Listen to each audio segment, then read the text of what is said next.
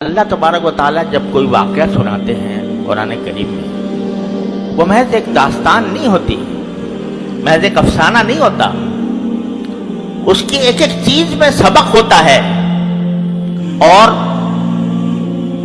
اس میں سبق ہوتا ہے ہمارے لیے یہ جو سکھایا کہ انہوں نے یہ مانگا تھا، ہم نے یہ کیا۔ کیا مطلب ہوا اس کا؟ تم بھی مانگو،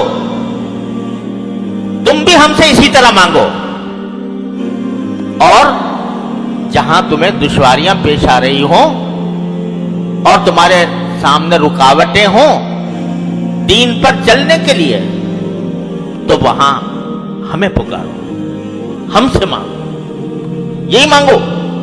ربنا آتنا من لدنک رحمتا وہیئ لنا من امرنا رشدا۔ آج لوگ کہتے ہیں کہ جی دین پر عمل کرنا بڑا مشکل ہو گیا ہے، سارا معاشرہ بگڑا ہوا ہے، رشوت کا بازار گرم ہے، ہم کاروبار کریں تو کیسے کریں، بغیر رشوت کے کام نہیں ہوتا۔ ہم بازار میں نکلتے ہیں، گھر سے باہر نکلتے ہیں تو نگاہوں کو پناہ نہیں ملتی، اور نگاہوں کو کیسے بچائیں؟ مجلسوں میں بیٹھتے ہیں تو غیبتیں شروع ہو جاتی ہیں، کیسے بچائیں جبکہ پوری مجلس جو ہے وہ غیبتوں سے گرم ہے؟ کیسے بچائیں؟ تقاضا ہوتا ہے نماز باجماعت کا، اور ہمیں ایسے ماحول میں رہ رہے ہیں جہاں کسی کو فکر نہیں ہے، تو ہمارے دل میں بھی رکاوٹیں پیدا ہو جاتی ہیں۔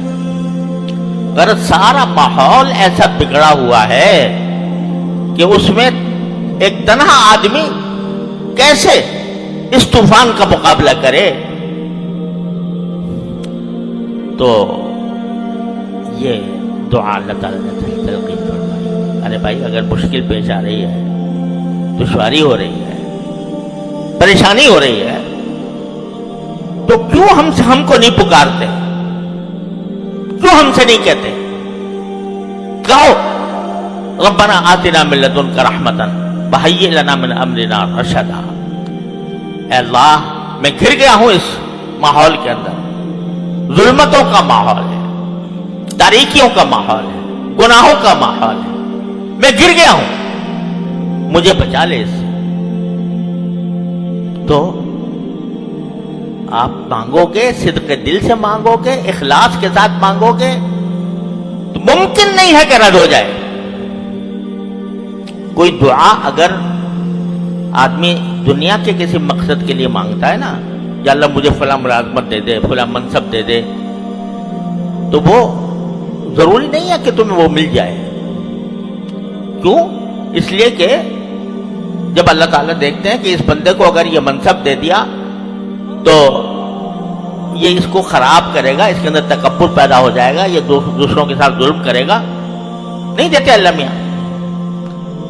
اس لیے نہیں دیتے کہ تمہاری مصلحت کے مطابق نہیں ہوتا۔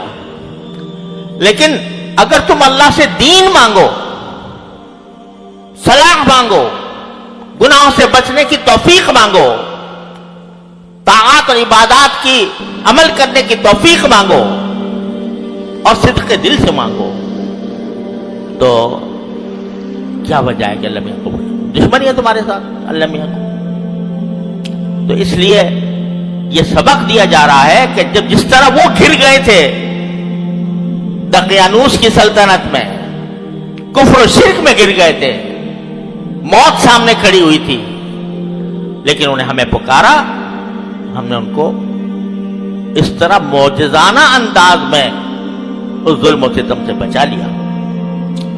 تو اس لیے جب کبھی یہ شیطان کا دھوکہ دل میں آئے کہ بھائی، اگر بعض لوگ کہتے ہیں کہ جی اگر ہم صحابہ کرام میں کے زمانے میں پیدا ہوتے تو پھر ہمارے لیے دین پر چلنا آسان ہو جاتا، لیکن ہم تو ایسے 21ویں صدی میں پیدا ہوئے ہیں جہاں ہر طرف ظلمتیں بکھری ہوئی ہیں، تو کیسے دنیا سے لڑائی مول لیں؟ تو تو ہمارے حضرت والا فرمایا کرتے تھے اللہ تعالیٰ ان کے درجات بلند فرمائے کہ ذرا تصور کرو کہ میدان حشر سجا ہوا ہے اور اس میں اللہ تبارک و تعالیٰ کے سامنے تم پیش ہوئے ہو، تم سے سوال ہو رہا ہے کہ تم نے دین کے فلاں حکم پر کیوں نہیں عمل کیا تھا، فلاں گناہ کا کیوں ارتکاب کیا تھا؟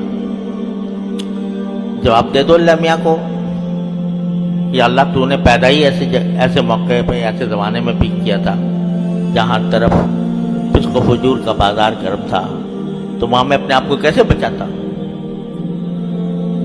تو اللہ تعالیٰ اس کے جواب میں اگر یہ فرمائے کہ اگر تمہیں مشکل پیش آ رہی تھی مجھ سے کیوں نہیں مانگا؟ میں نے جگہ جگہ قرآن کریم میں فرمایا ان اللہ علی کل شیء قدیر، کیا میری قدرت پر بھروسہ نہیں تھا؟ کیا میری رحمت پر بھروسہ نہیں تھا؟ کیوں نہیں مانگا مجھ سے اخلاص کے ساتھ؟ کیوں نہیں مانگا؟